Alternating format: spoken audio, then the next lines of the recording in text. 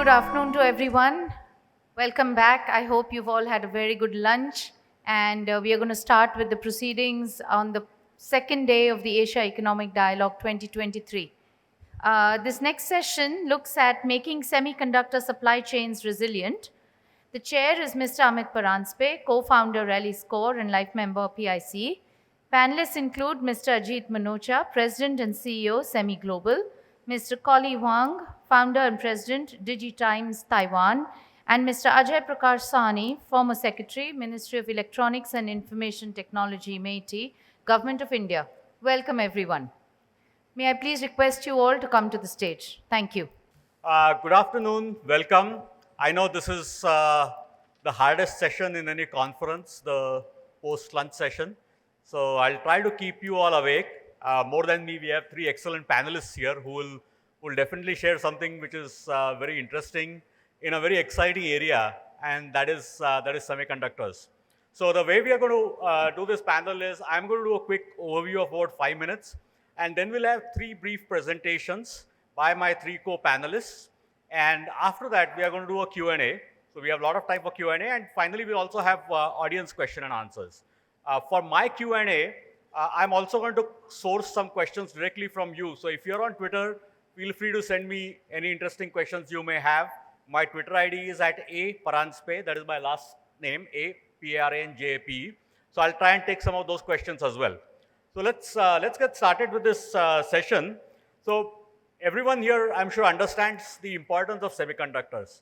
Whether we're looking at AI or data, or we are looking at the latest telecommunication technology, whether it's 5G or now even 6G discussions have started, or whether you're looking at the latest EV, electric vehicles, cars, any electronics that you see anywhere relies on semiconductors.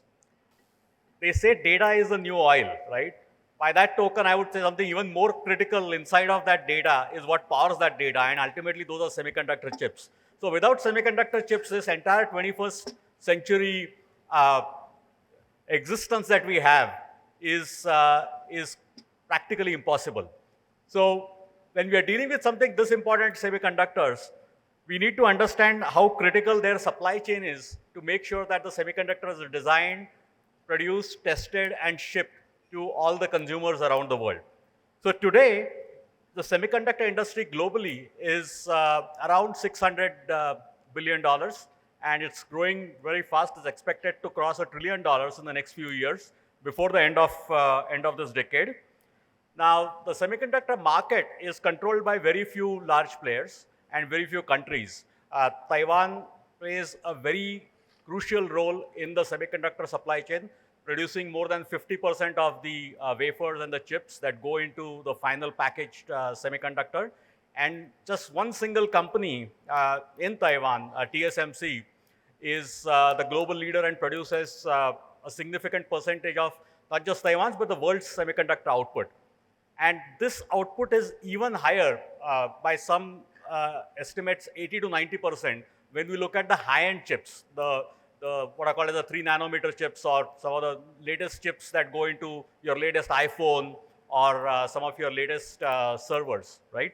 So we are fortunate to have Mr. Wang from Taiwan, who's a veteran entrepreneur from Taiwan, and we definitely want to hear insights from him about what makes Taiwan so special, and how have they managed to get such a pole position here. We also have Mr. Ajit Manocha, another veteran of the semiconductor world from the United States. And United States has been the original leader of semiconductors. About 30 years back, they were manufacturing over 30% of the semiconductors worldwide. But that percentage has slid slowly. Now it's down to probably 10 or 12%. But it still continues to be the global leader in terms of the designing aspects. I mean, all the latest semiconductors, whether it's the Apple chip or a chip that Google is using, or the Intel chips, they are still very much designed in the US. So we'll get the US perspective. And last but not the least, we have Shri Sahni, the former secretary of Ministry of Electronics and Information Technology. And we definitely want to understand the India perspective on this. Semiconductor being so important, India as the 5th largest economy, needs to have a very clear strategy in terms of how we want to be, I won't say 100% Atmanirbhar, but at least strive towards Atmanirbharta in this crucial area. What we saw in the last 3 years during the COVID pandemic is the shock that the semiconductor supply chain was able to cause to pretty much the entire global industry and economy. Uh, so how many of you tried to buy cars in the last 2 years and were asked to wait for a long time? I would think quite a few, because a lot of the chips that go into the cars were not available. And because of this supply chain shortages that we saw, the world has now suddenly woken up to understand how crucial this is, and a slight disruption on this can affect the entire world economy. So that is why this is particularly important for India, for Asia, and for the entire world. And in the course of this panel, we will understand what is it that will make these supply chains of semiconductors more resilient. What should countries, what should companies, what should regions do so that they are more shock resistant to such an important part of the global economy. I would like to thank Ambassador Bambaule for entrusting me with this very interesting panel. And I think we'll get started. So I would like to invite Mr. Manocha for his presentation.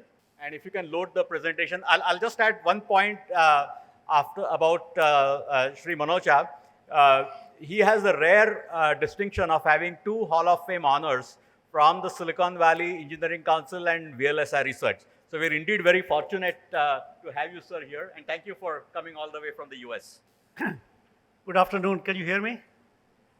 I hope the lunch didn't make you sleepy, and I'll try to wake you up. First of all, I want to thank Mr. Bambawala to invite me to this session of AED, and I really enjoyed the discussions yesterday. Too bad that the Honorable Minister Jaishankar is not here. And as an engineer, so I have some slides. So, but also, whenever I give a presentation, I give some executive summary before. And Mr. Jaishankar really made it easy for me to make an executive summary. He talked about 3 C's. 3 C's were conflict, COVID, and climate. You all remember that? And I did not get the opportunity to correct him or suggest to him there are actually 4 C's of importance. The 4th C is chips. Now, I can assure you, not today, not tomorrow, next many years, you will always remember the 4 C's, and the 4 C chips will become the predominant C for all of us. Now, why? COVID, this pandemic, COVID happened after the last pandemic was 100-some years ago. And COVID really changed the world drastically. We all went through a lot of difficult times. I hope no pandemic ever happens ever again. But thanks to semiconductors, because of the supercomputing enabled by our chips, they were able to develop vaccine in less than few months. Normally it takes years to develop vaccine. So you see the benefit of chips already. And I bet you if we did not have the vaccine, I wouldn't be standing here and you wouldn't be in this session. We will be still quarantining at home. And I'm sure many of us lost many loved ones. So I hope COVID never happens again, or any pandemic never happens. But COVID has done one thing good for the industry, for the world. It has raised the awareness of semiconductor industry such a way that we became so dependent on semiconductors, on the mobile devices, on the computers, laptops, so you could work from home and keep the economy running. Otherwise, the economy would have been totally disaster if we were not able to do anything, because and thanks to the tele-home, teleworking, telehealth, so we kept our lives going. But as a result of this COVID, as a result of the importance of chips, and Mr. Amit just talked about the chip shortages, and I know the lead time for cars is now 15 to maybe even 20 months, depending on which car you want to buy around the world. And people talk about oil, data is the new oil. I don't agree with that at all. I think chips is the new oil. Why? I mean, take your smartphone or any device. You can probably replace plastic with something else, metal with some other metal, but chips, there's no backup for chips. If the chip is missing, you need a chip. So there's no backup. If you don't have the electricity, you can use solar at home. You can use oil or gas generators and so on, but chips has no backup. So we become totally dependent on chips. With that, this was my executive summary of what I'm going to tell you. But being in the industry for 40 some years, I started my career in Bell Labs and to Philips to CEO of Global Foundries, and now the CEO of Semi for last 6 years. So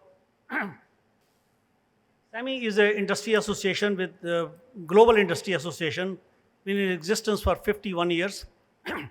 And we have, I'm not going to spend much time explaining Semi. I think you can go on the Semi website and you can read it.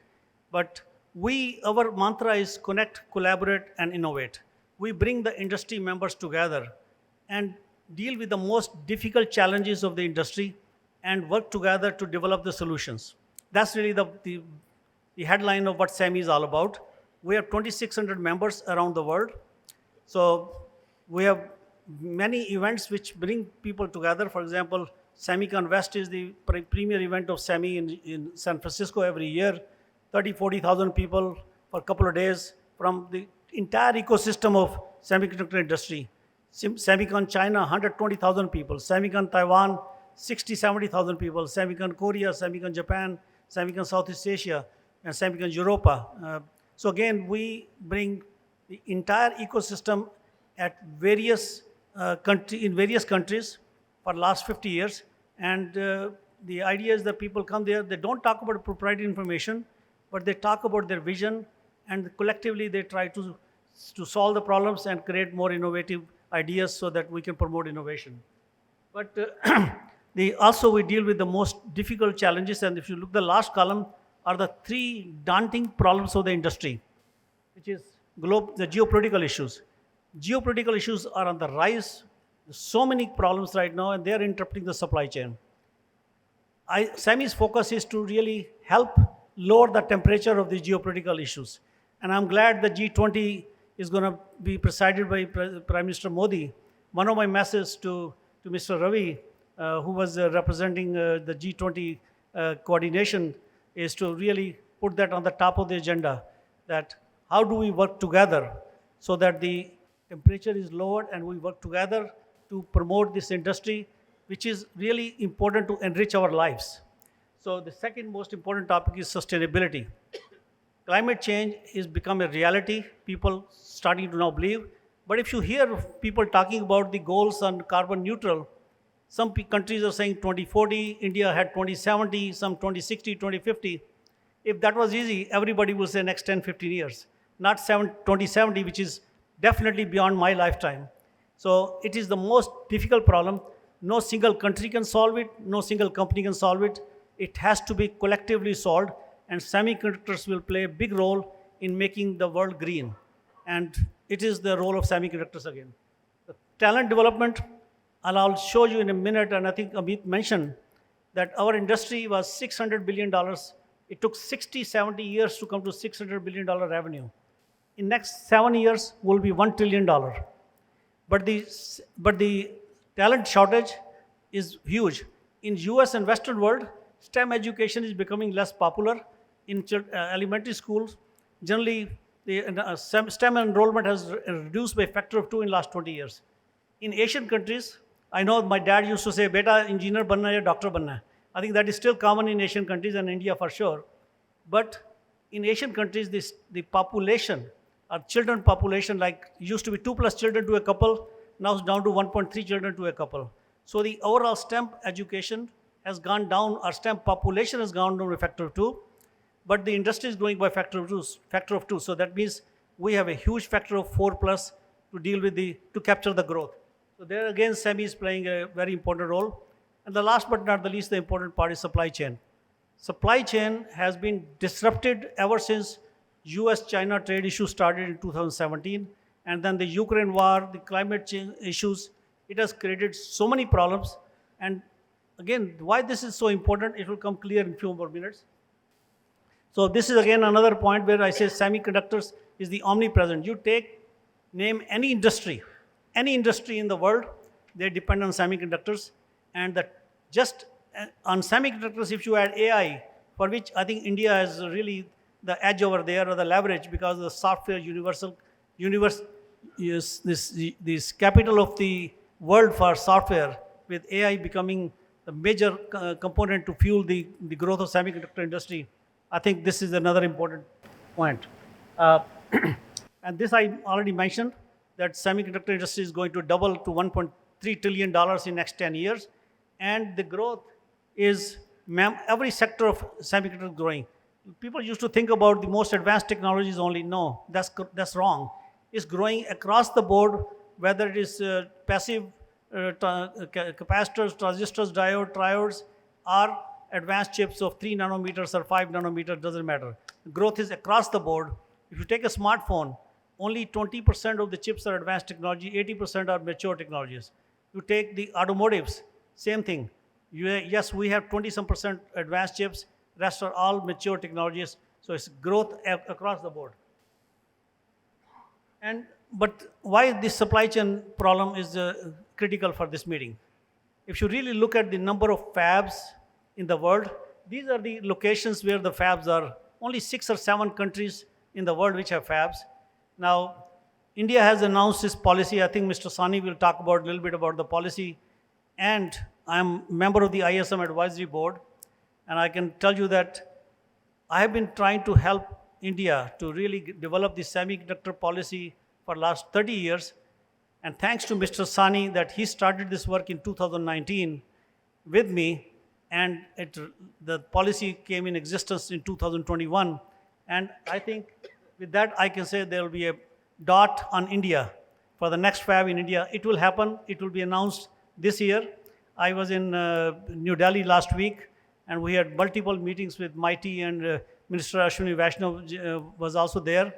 And again, I can't share the details because this is still proprietary, but I can tell you that I felt very comfortable, very positive that, and my conclusion was that I used to come to India before, I used to say, ki, kuch ho raha hai, kuch karenge. But now I'm saying, definitely ho raha hai. So,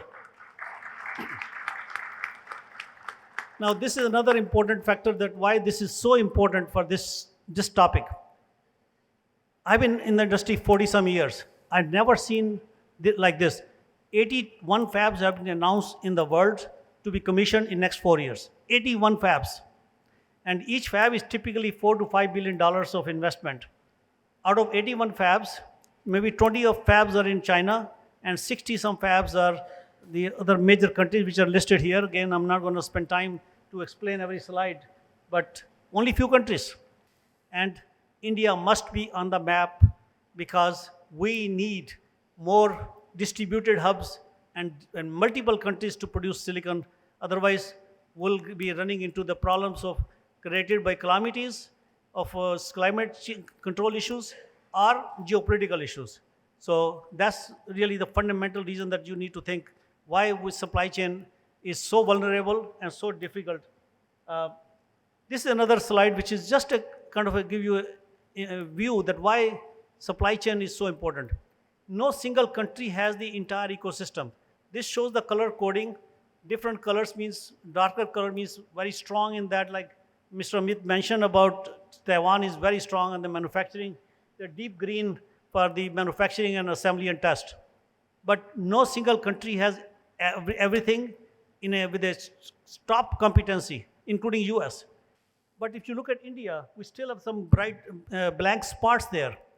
The time has come to fill those blank spots into some light green maybe next 3 years and dark green in next 10 years, so that we are also the equal important part of the collaborative system to make semiconductors around the world, so that we are not dependent on one country. That country goes south for some whatever reasons, and we are not stuck like we stuck in the last 2 or 3 years. So again, a lot of headwinds. I talked about this. I think the 3 C's are already mentioned, the 4 C's there. So again, Semi is playing a big role to support on the headwinds. And again, the supply chain, we have started a new initiative within SEMI to revisit the supply chain. I know there are three Ajits in this meeting, and I was going to tell them that my name, Ajit, always stands for always just in time. Just in time is the principle of semi supply chain. But unfortunately, just in time doesn't work anymore. So my time is over. Now the new philosophy is just in case. And SEMI is really revisiting the supply chain because that will actually make us less dependent and less vulnerable to the three C's that we talked about. And there's a work to be done. I think every country has to participate. And I would really appreciate if the G20 agenda, they bring the fourth C of chips and the supply chain. And I would be happy to provide the ammunition or material for G20 meetings so that we can become the leader, not only solving the problem for India, but solving the problem for the world. So again, a lot of details, but we'll probably discuss some today and some later. With that, I'll say thank you and we'll talk more. Thank you, Mr. Manocha. This was very, very helpful. And I think the message is loud and clear for the G20 that the fourth C needs to be included. I think the next brief presentation will be by Mr. Wang. I'll just make one small point before he gets started. Make sure the presentation is ready. So Taiwan is a small country, but as I mentioned, I am in awe of what they have been able to do in the semiconductor space. They are just completely dominating the space at the manufacturing level. And we would like to understand from Mr. Wang how this was made possible, how did they start, what has their journey been, and more importantly, what can India and indeed the rest of the world can learn from this, and what are the future plans for Taiwan, obviously, to maintain their leadership. So over to you. Thank you, Amit. Thank you, everyone. It's my first time to Pune, but it's not my first time to India. I've been to India for 20 times. The first time was 30 years ago, 1992.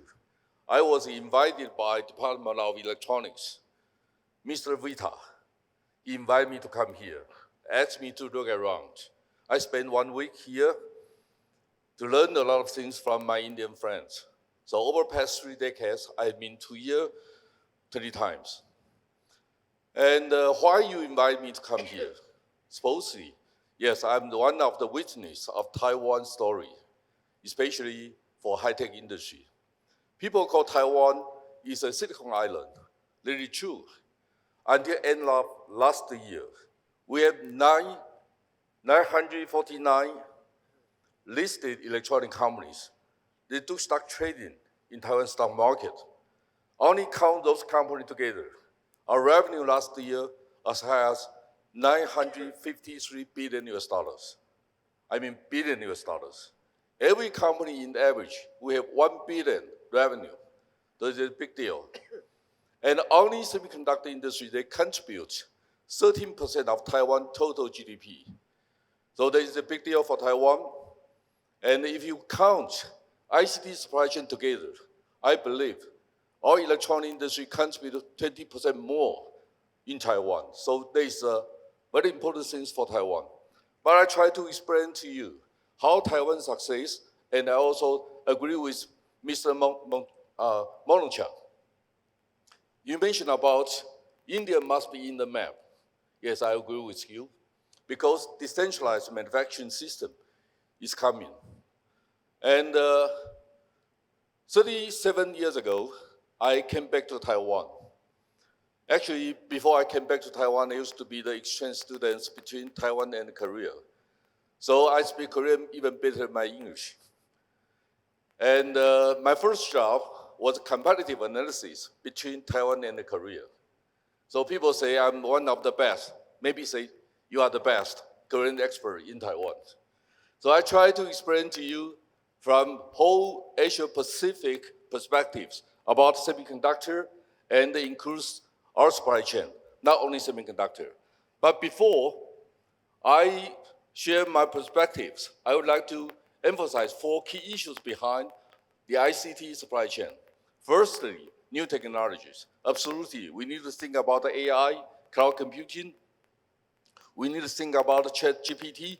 Yes, there is new technology. but also we need to think about the emerging markets. Over past decades, people welcoming unicorns to come to join us. And believe us, mostly 50 to 55% unicorns, they were born in America. About 20% from China. But now India is getting bigger and bigger, and more companies are become unicorns. There is a so-called emerging markets. But also US-China trade war influenced us. That is true for us too. But I believe one thing, decentralized manufacturing system is about industry mega trends. Speak frankly, PC-based or mobile phone-based, those industries are top-down business. Once you got orders from Apple, HP, Dell, you become the winner because scale is big. You may didn't know, and Mr. Emmy, you mentioned about TSMC. This company last year revenue as big as 76 billion US dollars with 42% net profit after tax. So last year they made 34 billion US dollars. That is a big deal. But quarter of their revenue derived from Apple only. So that's a big deal.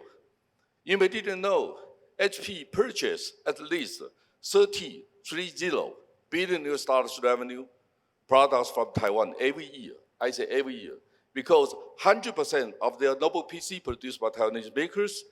And Mr. Marucha, you also mentioned about data center. Yes, maybe you didn't know. 93% of the servers in the world also produced by Taiwanese makers. Then we create huge amount of semiconductor needs, and not only that, but also components like connectors, PCBs, and many things as well. So, but in the future, I believe EVs, electric vehicles, and I know India became number 3 biggest automobile market in the world, and you need EVs. But trust me, Taiwan is not your competitor.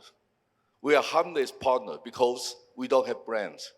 We just produce products for everyone. So there is a possibility for future. 30 years ago, when I came to India, I had 3 hours presentation in Department of Electronics. I emphasize one thing, what IT stands for. I say IT stands for India and Taiwan. As long as 30 years, I believe, my friends, you will become our very huge and important partner in the future. But we need to know how we can work together. How? These are the key issues for us. So I try to let you know, we are facing a mass market, and I also totally agree with Dr. Ajit. You mentioned about in the coming 50 years, semiconductor will be the key. Yes, I totally agree with that because we are key drivers. So before I came here with my hospitality, I asked my assistant provide me this map.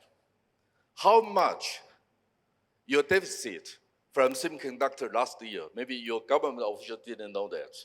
I try to let you know. Only from Taiwan, from China, from Hong Kong, Japan, and Korea, your deficit last year was 11.4 billion US dollars. And only electronic products, your deficit last year was 47 billion US dollars. And only for China, for whole industry, your deficit as big as 100 billion US dollars. But you may didn't know, China looks like deficit big, like electronic industry, 32 billion US dollars, 33 billion US dollars. But you may didn't know, at least half of the items, products, actually produced by overseas Taiwanese company. So how to deal with us directly? Your government official didn't know that. Speak frankly. So you need to know how to deal with us. And I believe because EVs, or yesterday, Mr. Murthy, he mentioned about AIoT. And maybe you didn't know, 20 years ago, Mr. Murthy and myself were invited by Japanese government to Okinawa to teach them how we can develop industry from scratch. Yes, looks like I'm young. I'm still young, but I'm the most senior analyst in Taiwan. And as you know, we start from scratch. If you want to learn, Taiwan is a good lessons for you to share how we can work together. So people mention about industry market. I mean, semiconductor industry market was close to $600 billion, but mostly 75% about goes to non-memory IC, 25% goes to memory IC. And to the end market, as I mentioned, 33% goes to computing devices, includes notebook PC, personal computer, and servers, mostly. And in case of the communications, they contribute about 35% of total demand. And mostly they contributed by mobile phone and networking products, routers as well. And consumer electronics, automobile, industrial use, military use, they are the key items behind the industry. But you may didn't know, 35% of the market actually goes through distributors. Did you hear a company called WPG? Did you hear a company called RT? Maybe you didn't know. WPG revenue last year was $28 billion. They are the biggest component distributor in the world. I used to be the company board member as long as 10 years. I know this company very well. And do you know how many white box manufactured in China 10 years ago? They tried to produce mobile phone, 300 about. How I know that? Because we qualified them. Only qualified company can get components. So if India try to develop mobile phone industry by yourself, you need partners. And absolutely, component distributor, they could be the key partners for these kind of things. But back to industry portfolio. Yes, when we say market demand, actually, they all created by two different sub-industries. One is fabless, one is IDM. They count together, which is $575 billion. But you cannot count TSMC as the product vendors because they don't have brands. They only do manufacturing services. But the industry as big as $139 billion. Then we have OST, which means packaging and testing company. Maybe you didn't know either. Taiwanese company contribute 55% about in assembly and packaging. And also semi equipment also very important. The market now scale bigger than $100 billion. And the materials, others, or utilities. There is a total picture. When we say supply chain, we need to say our scale, industry scale, close to $1 trillion, not $600 billion. There is different perspective. When we say supply chain, we need to take this way to think about the portfolio.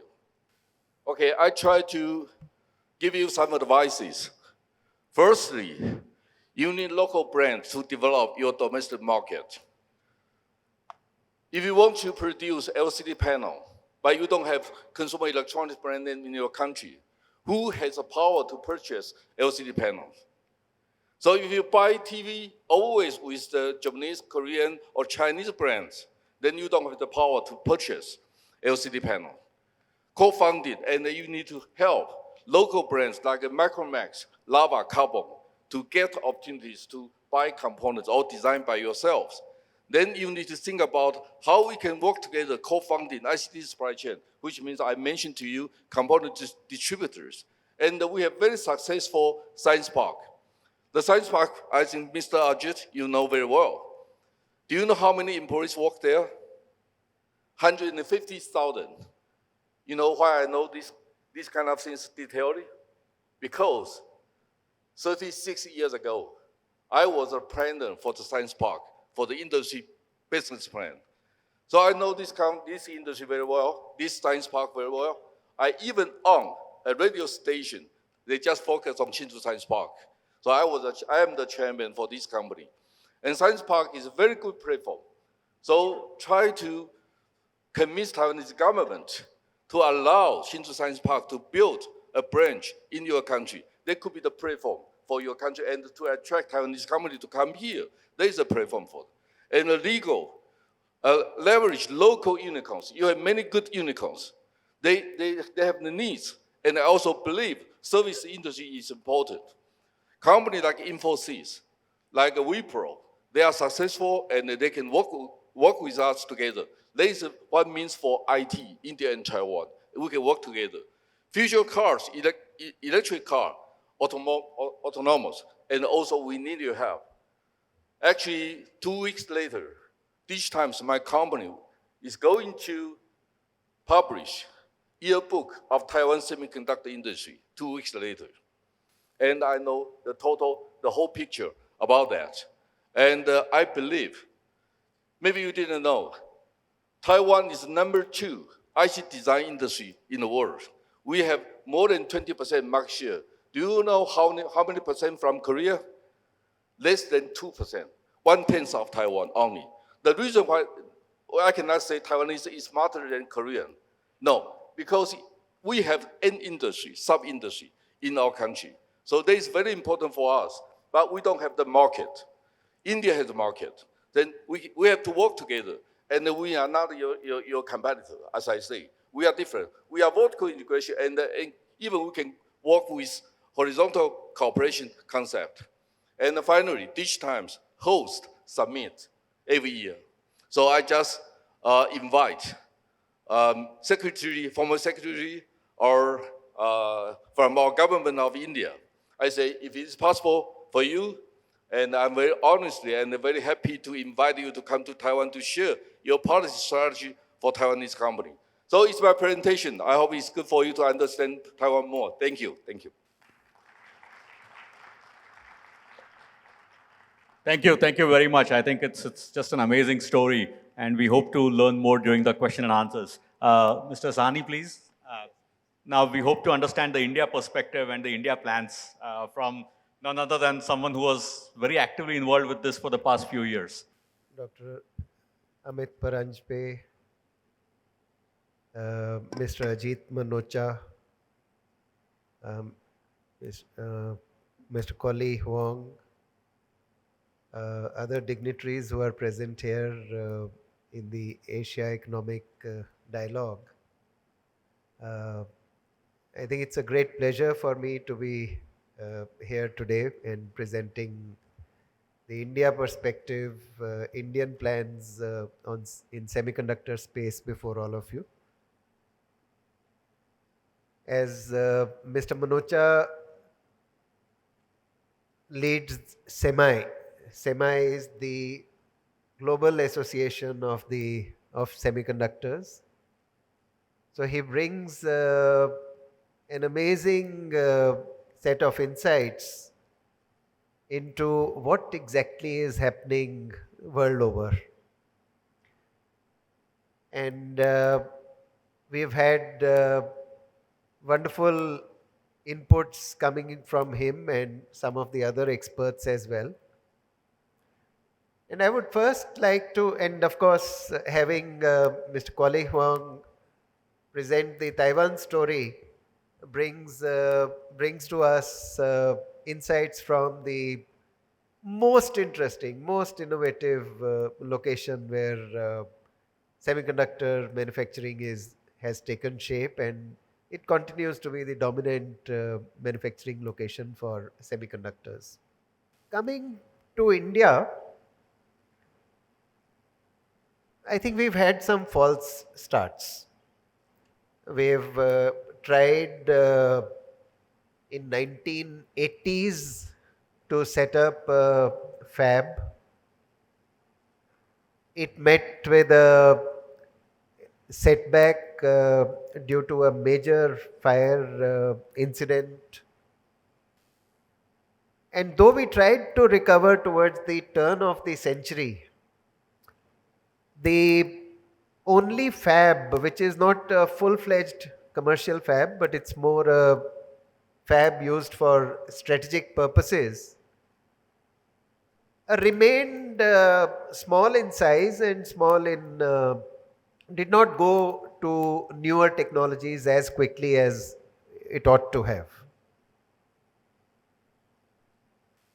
In around 2013, 14 period, 13, 14, 15, even up to 16, there was another effort to bring up semiconductor fabs in India. The government went out with an RFP and shortlisted two companies to set up silicon semiconductor fab in India. That also did not fructify. And I was Secretary Electronics and IT from June of 2017 all the way up to February of last year. And it was my unfortunate task entrusted to me to sort of close the earlier effort because it had not fructified.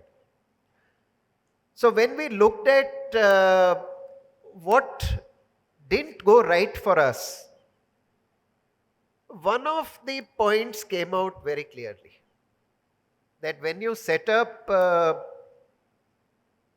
new industry, the semiconductor industry is one of the most challenging among all industries that one can think of setting up or investing in. The investment is huge. It carries on for almost 5 to 7 years, even beyond that. The initial production starts only after about 4 years. I think no one really gets going with anything in less than 4 years. To come to the full level of production, I would say optimistically, as the government officers do, that say 7 years. I'm sure Manocha Saab will say that it takes 8 to 10 years to come to a full level of production. If you invest in assembly of mobile phones,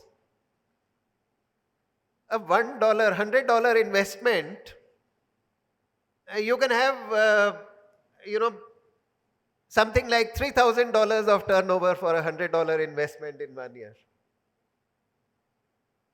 In a fab, a $100 investment gives you a turnover of roughly $100. Of course, the compound and others, other investments in compound semiconductors and others might have slightly different equation. I'm talking about the silicon semiconductor fabs.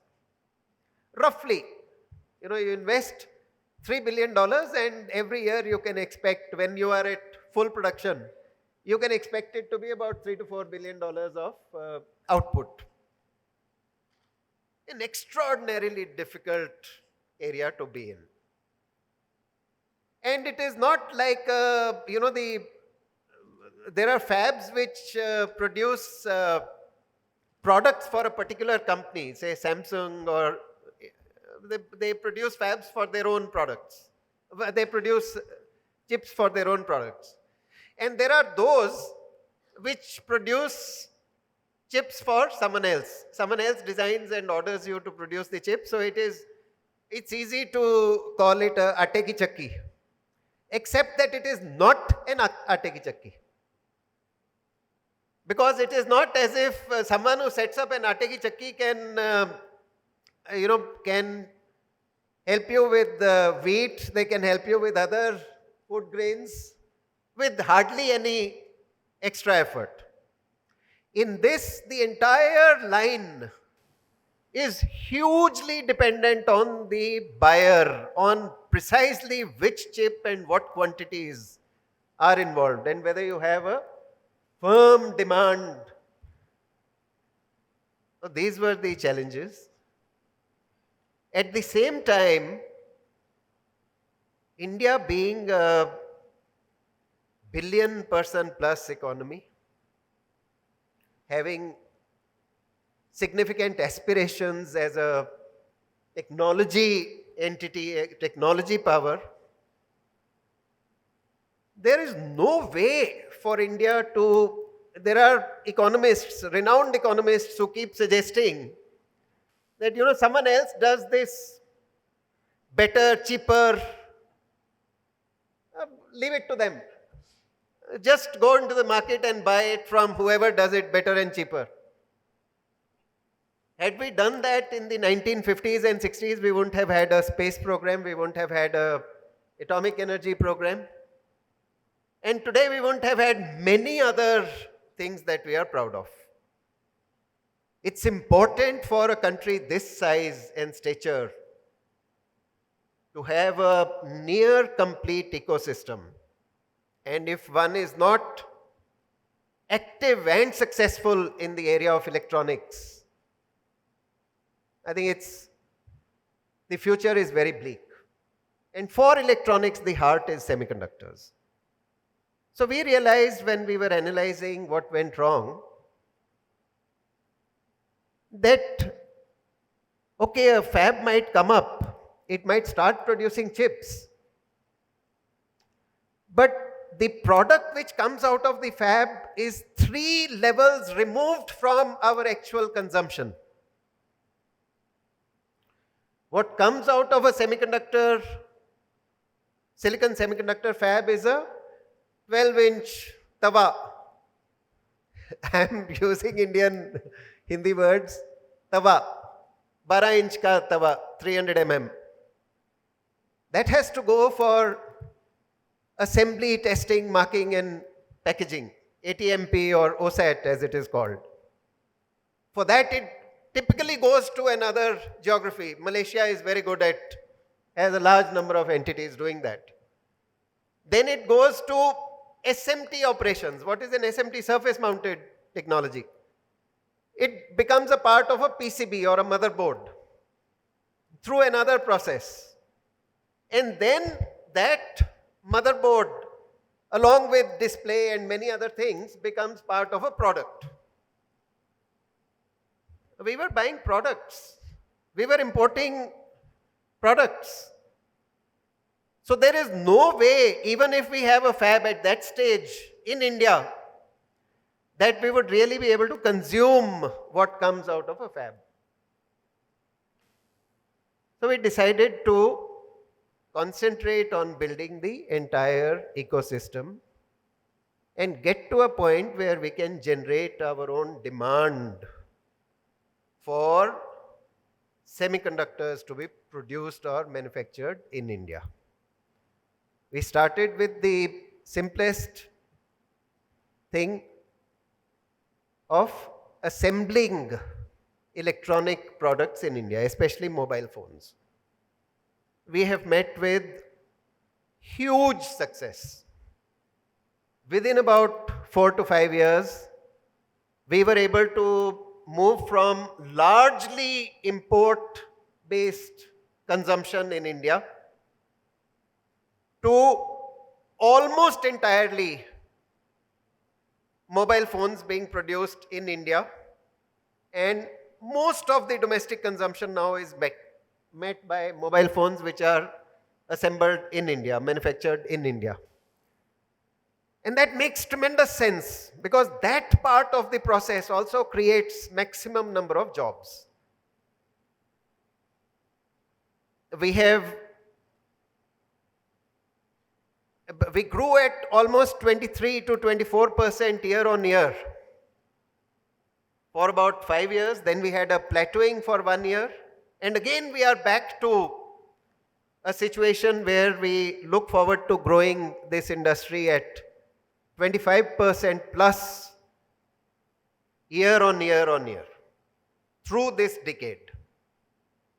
That is the momentum we have been able to generate in electronic manufacturing. Pune is not a place where I have to explain this because Pune is the heartland of engineering talent and this kind of activity as well. With this, in 2020, we came out with a production linked incentive to further shift from manufacturing in India not only for Indian consumption but for exports. Those two are absolutely different ball games. Manufacturing for domestic consumption and manufacturing for export is a different game altogether. We broke into that with what we call PLI. It's been fairly successful. iPhone 14, it's nice to illustrate with examples that now iPhone 14 is being made in India and exported to many, many countries in the world, including Europe. So in 2021, we again had a hard look at how much of where we have reached and how do we now get into semiconductors. This time we decided to go not just for silicon semiconductor manufacturing, but also for display. Any item in electronics really requires display, and every part of the display you see here or on your mobile phone, none of it is made in India. Some of it is assembled in India, but that's a very small value add. So this time we decided to go for not just silicon fabs, but also display semiconductor fabs, also compound semiconductor fabs, and compound semiconductors are some of the most remarkable materials that are today coming out. For ATMP units, assembly, testing, marking and packaging units, for product design, because many experts argue that our competitive advantage lies in design, semiconductor design. And the biggest and the finest companies across the globe that manufacture the best chips, the best electronics, have core R&D happening out of India. So we already have what it takes. And young companies have also started coming out. The way we have seen young companies come out with startups in software, in the internet-based economy, we are now seeing young companies come into semiconductor design as well. So we came out with a scheme which also encompasses support for product design for semiconductors, also for deployment of what they design. So if you deploy, the way we incentivize production linked incentive for electronics, we also have included a component for incentivizing deployment of chips that are designed in India, produced in India, and deployed in India. In fact, they may be produced elsewhere as well. Initially, we will support even that if it is designed in India. And later on, of course, that can shift to design production facilities in India. So right now, we have received a fairly good response in terms of entities that have come forward for silicon wafer fab, for display fab, for compound semiconductors, for ATMP or OSAT units, also for design. So all of these are today taking shape. I am very happy to note that Manocha ji, as a member of the India Semiconductor Mission, which coordinates this effort, is able to say today that something is now seriously happening here in India. What happens with these initial steps is just a beginning. It's extraordinarily tough to make a beginning. The first one is the most difficult one. hopefully we'll soon see some significant announcements. We have had announcements about the location of the first silicon fab. We have, in fact, a bit of a controversy also following that, because Maharashtra was a bit unhappy. But if the fab is in India, it's a wonderful news for us. And there'll be more fabs. And the states that prepare for a semiconductor ecosystem will definitely be part of the action. And there's going to be plenty of action. I would especially expect Pune to be a significant center in design and deployment linked incentive for semiconductors and in compound semiconductors and in the ATMP and OSAT facilities, because this is the place that has tremendous talent. So hopefully we will see tremendous activity in this. One point I would like to make at the end, that when we combine this with what is happening in 5G, in IoT, in AI, in the emergence of hyperscale data centers in India, cloud-based services being hosted entirely from India, not only for India but for others as well, drones, robotics, defense electronics, various things in IoT.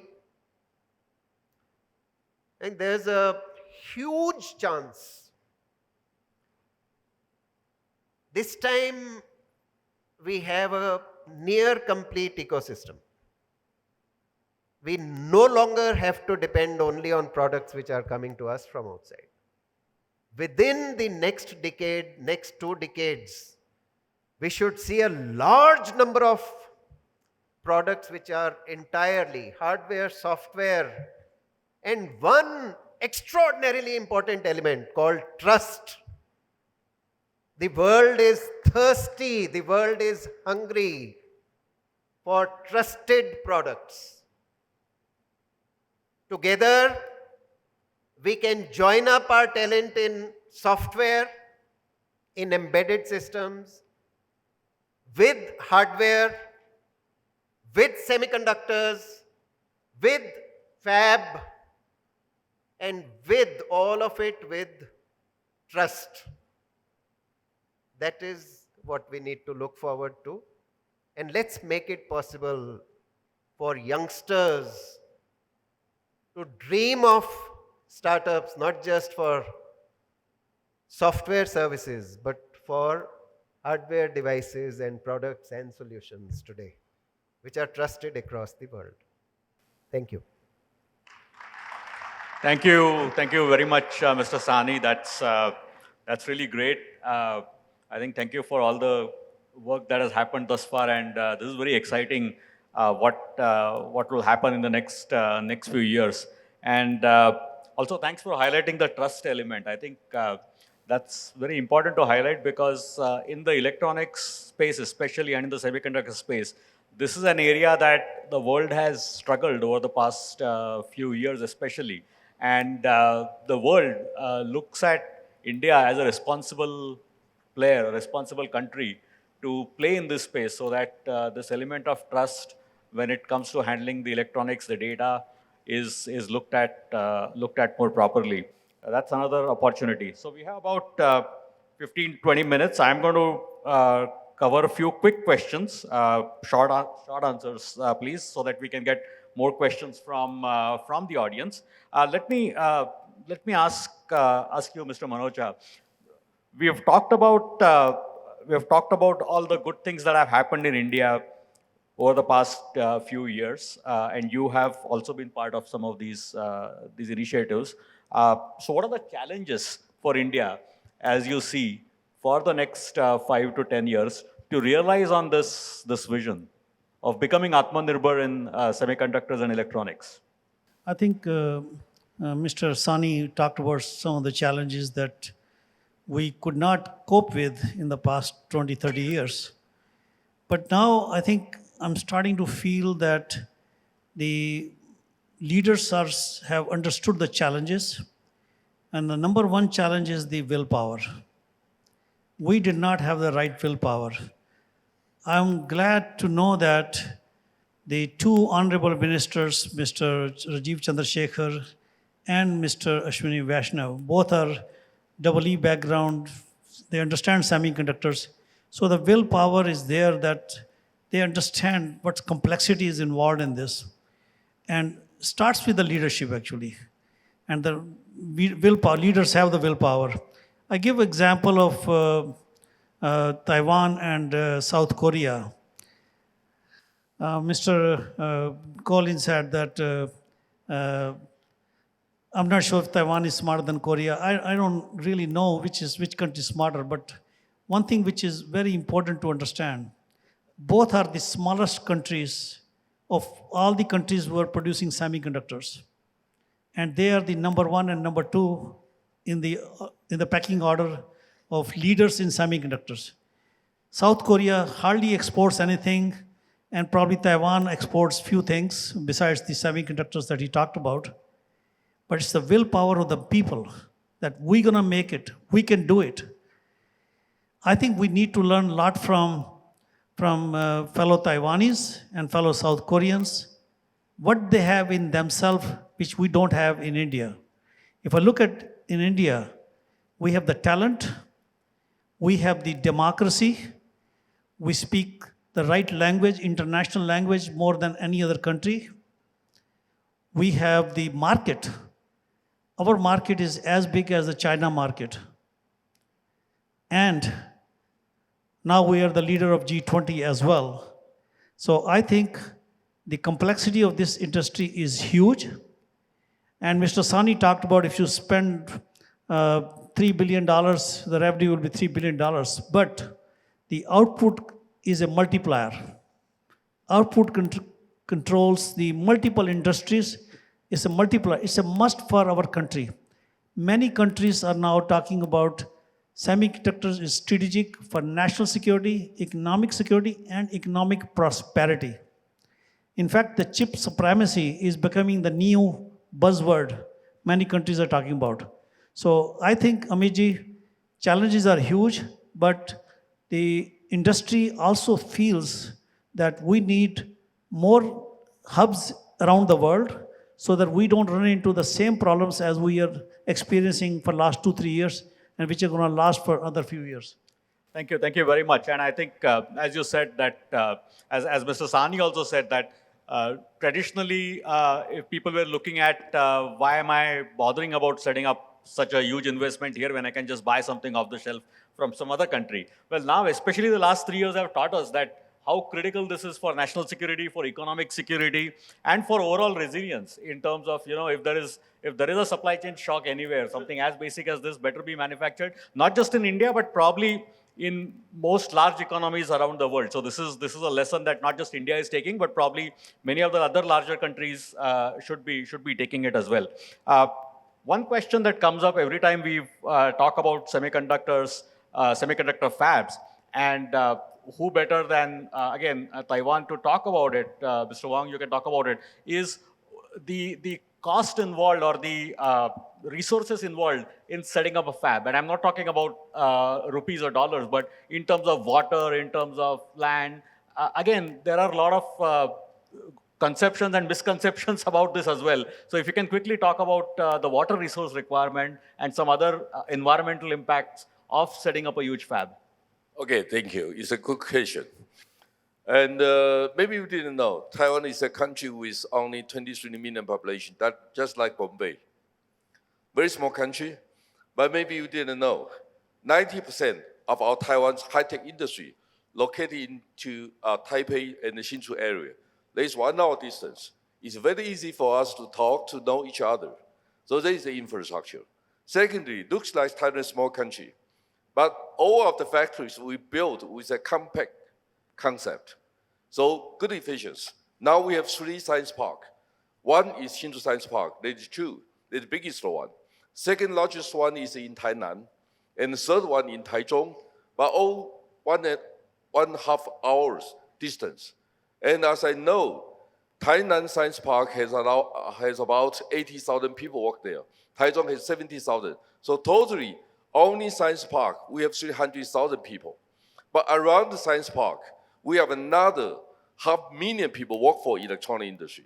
So Taiwan, we are Silicon Island. That is true.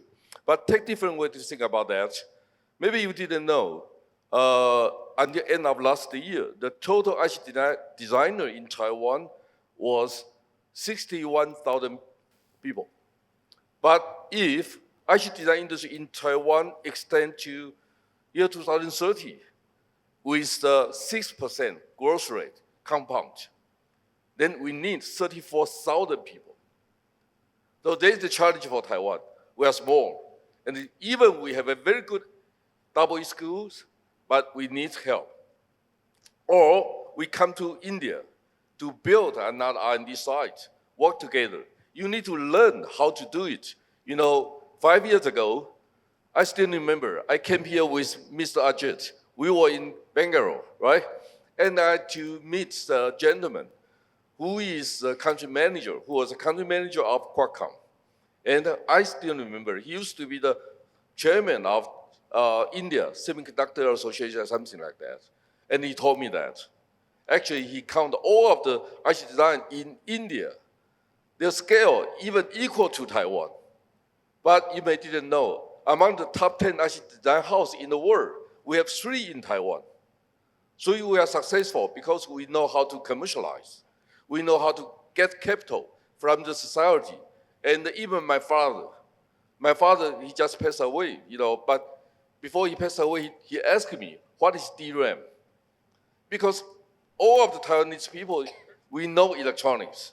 So there is key issues and a key successful factor we know something about Right, that. but I get one specific question that I'll come back to is the water resource. Is that a big requirement, and is Taiwan having plenty of water, or it's just something that is discussed and not a big factor? As I mentioned, electronic industry contribute about 20% or even higher in Taiwan GDP. So this is the first priority for government. So even we suffer, we have to say, oh yes, it's the surviving mode. So without semiconductor, without electronics, can Taiwan survive for next decade? It's challengeable. But Taiwan influence worldwide economy a lot. Maybe you didn't know that. Korea deficit last year, trading deficit, was $47.2 billion US dollars. But their semiconductor surplus, close to $60 billion US dollars. Without semiconductor, they're going to lose, right? Right. But more than 2/3 of their semiconductors sell to Taiwanese company. So if the war really happened in Taiwan Strait, everybody suffers. Right. So that is a challenge for everyone. Thanks. Mr. Sani, you brought up a great point of the entire ecosystem, starting with designing, not just the fabs. And I think that is an area I wanted to ask you how our policy will help. Because one point that I like to highlight all the time is the R&D investment that we as a country do, unfortunately, is still quite low compared to what many other countries do. And this is something that we were discussing with Dr. Mashelkar last night as well. One common metric that is used is R&D as a percentage of GDP, and we are well below 1%. US and many of the developed countries are around 2%. China is about 2%. And South Korea is one of the world leaders with 4.5%. So does this policy also deal with ways of potentially incentivizing more R&D? How do we bring more R&D as well into this process? There is a embedded component of R&D in each of the schemes that I have mentioned.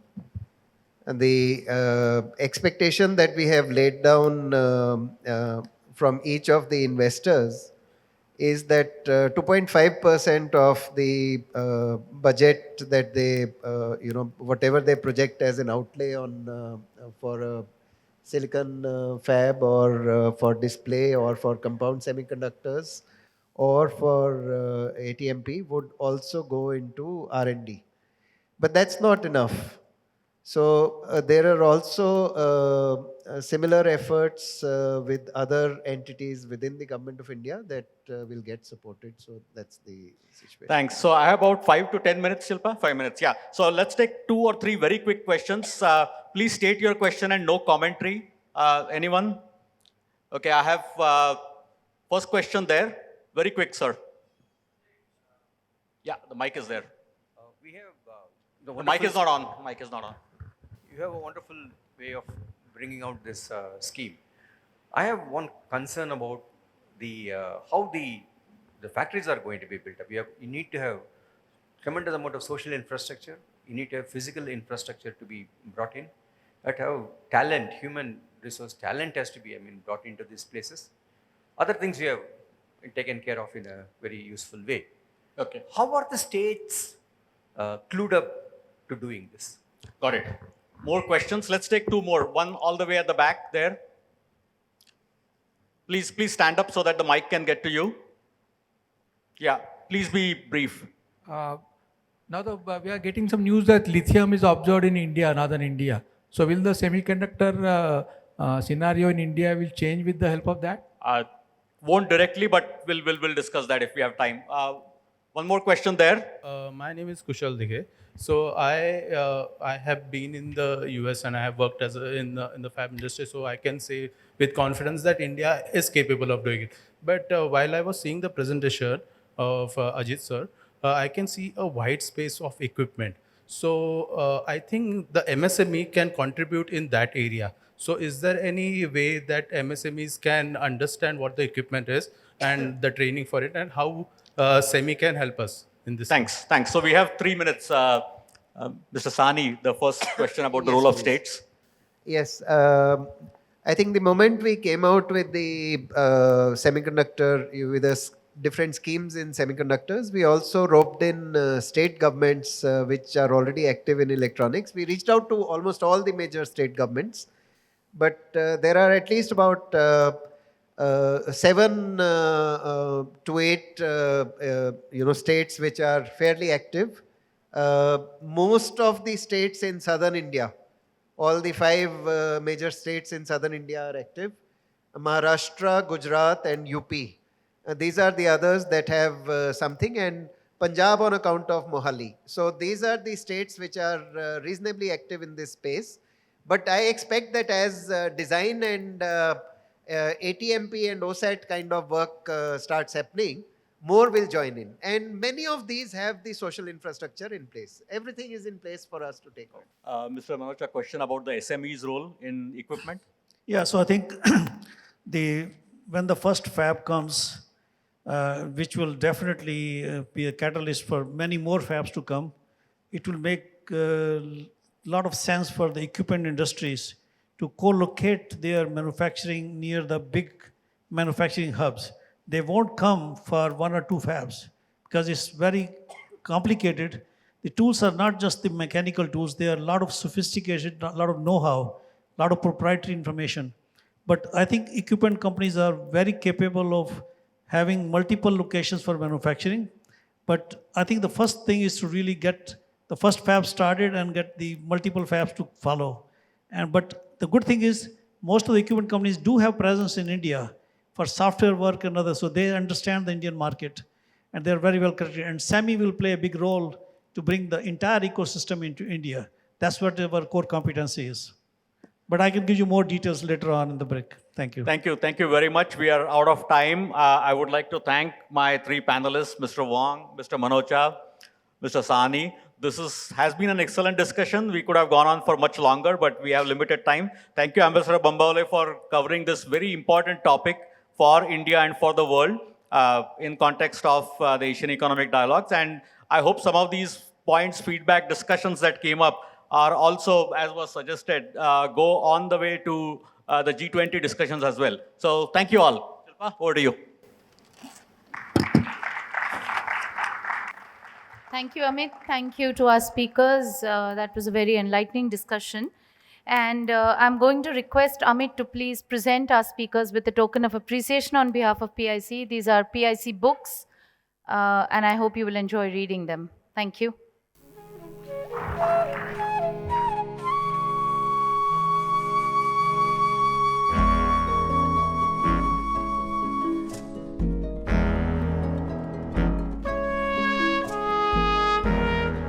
a short refreshments break now. If you could all please come back into the auditorium in 10 minutes. Thank you. The speakers in chair, please stay back on stage for a group photo, and I request Ambassador Bambawale to please join them.